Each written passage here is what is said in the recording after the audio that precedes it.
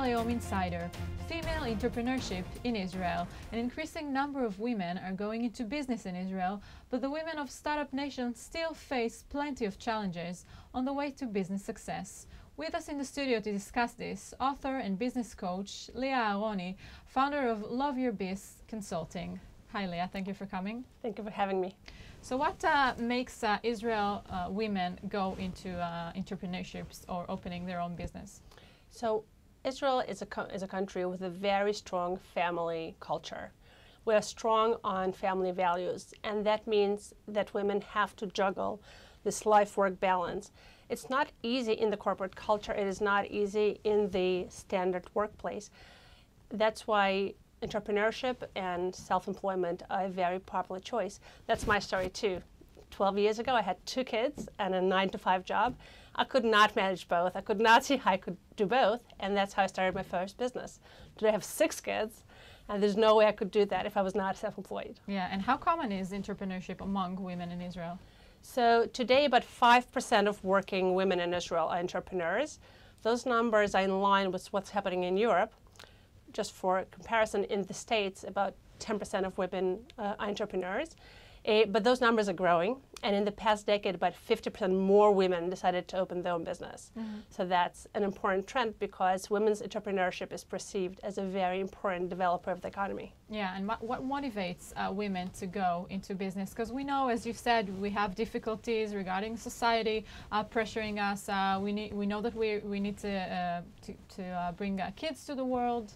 What still motivates women to go into entrepreneurship? So like I said, the corporate world is difficult for women to navigate. It's possible, there have been advances, but it's still not there.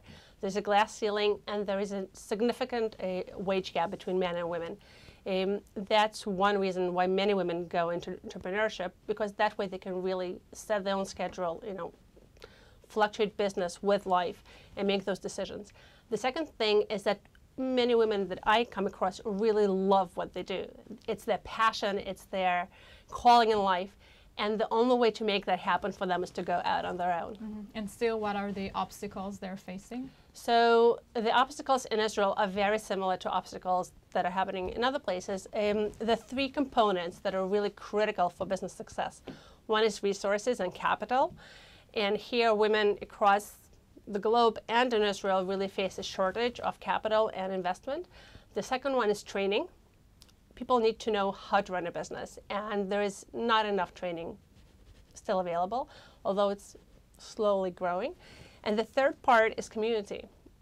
You can't do it alone. It's a very lonely profession because you're really on your own. So likewise, there's not enough community of entrepreneurs in Israel. There are not enough role models, but as the trend is coming of age, it's getting better. Yeah. So what can help these women to succeed or to make their business a success? I'd say 90% it's in your own head. It's the mindset. The biggest obstacle for women in growing a business, in becoming successful, is fear of failure. And like I said, it's the same in Israel as in other countries, but it's very prominent in Israel because the culture doesn't really allow women to fail so much in business. So it's in your head.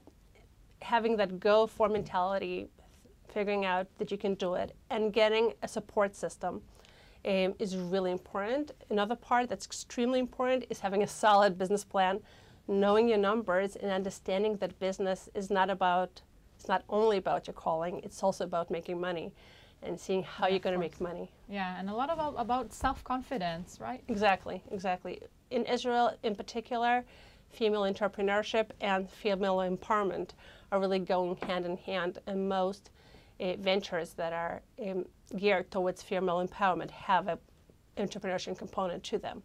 Yeah. Leah Aharoni, thank you very much for joining us. Pleasure. And thank you for watching Israel Hayom website. We'll see you next week.